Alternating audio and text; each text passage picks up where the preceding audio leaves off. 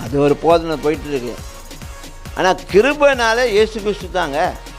இயேசு கிறிஸ்து இல்லைன்னா என்ன இல்லை, ஒன்றுமே இல்லை.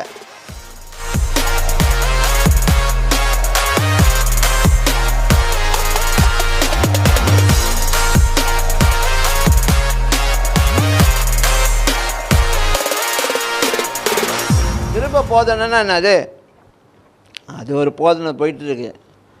ஆனால் கிருபைனால இயேசு கிறிஸ்து தாங்க.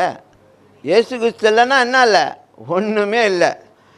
கிருபை போதனைன்னா நீ எவ்வளோ பண்ணாலும் எல்லாம் பண்ணாலும் கடைசியில் ஆண்டவர் பரலோகத்துக்கு சேர்த்துக்குவார் அப்படின்னு சொல்லி, நீ பாவம் பண்ணிக்கிட்டே இருக்கலாம், நீ எப்படி வேணால் வாழலாம், ஒரு தடவை ரட்சிக்கப்பட்டேன்னா நீ நிரந்தரமாக ரட்சிக்கப்பட்டேன்னு சொல்லி அப்படி ஒரு போதனை தான் கிருபை போதனை. அதை நம்ம நம்ப கிடையாது. கிருபை போதனைன்னா என்னது, ஆண்டவருடைய கிருபை முன்னிட்டு நம்மளாம் வாழ்ந்துக்கிட்டு இருக்கோம். ஓகே, என்ன நம்மளோட இதில் வந்து ஆண்டவர் நமக்கு ஸ்டில் சான்ஸ் கொடுக்குறாரு.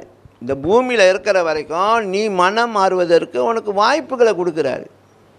அதனால தான் கிருபை உங்களை மீண்டும் மீண்டும் தூக்கி எடுக்குது. கிருபை மீண்டும் மீண்டும் தூக்கி எடுக்குது. அதுக்கும் சில பேர் சொல்லிட்டாங்க, உனக்கு கிருபை லிமிட் தான் தெரியுமா,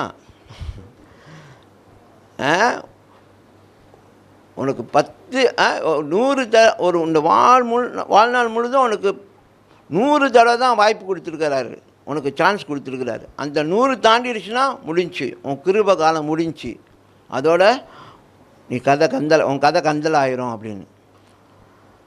இயேசு கிறிஸ்து இருக்கிற வரைக்கும் கிருபை இருக்குது. ஆனால் கிருபையை மிஸ்யூஸ் பண்ணக்கூடாதுன்னு தான் பவுல் சொல்கிறாரு. கிருபை இருக்கிறதுனால பாவம் செய்து கொண்டு இருக்க முடியுமோ அப்படின்னு கேட்குறாரு. அப்போ கிருபைனால் வாழ்கிறோம். அந்த கிருபை எதுக்குன்னா நம்ம அடுத்த கட்டத்துக்குள்ளே போகிறதுக்கு எப்போல்லாம் தடுமாறுறோம், எப்போல்லாம் நம்ம விழுகிறோம், எப்போல்லாம் நம்முடைய பாதையில் நம்ம திசை மாறி போயிடுறோம், போயிட்டே இருப்போம். நல்ல ஆவிக்குரிய வாழ்க்கை திடீர்னு மாம்சீக வேலை செய்யும், டக்குன்னு டைவர்ட் பண்ணிடுவீங்க. அது மறுபடியும் வந்து சேரணும் பாருங்கங்க, அதுக்கு கிருபை உதவி செய்யும். அப்போ அவர் என்ன செய்கிறார், நம்மளை கைட் பண்ணிவிட்டு கொண்டு வராரு.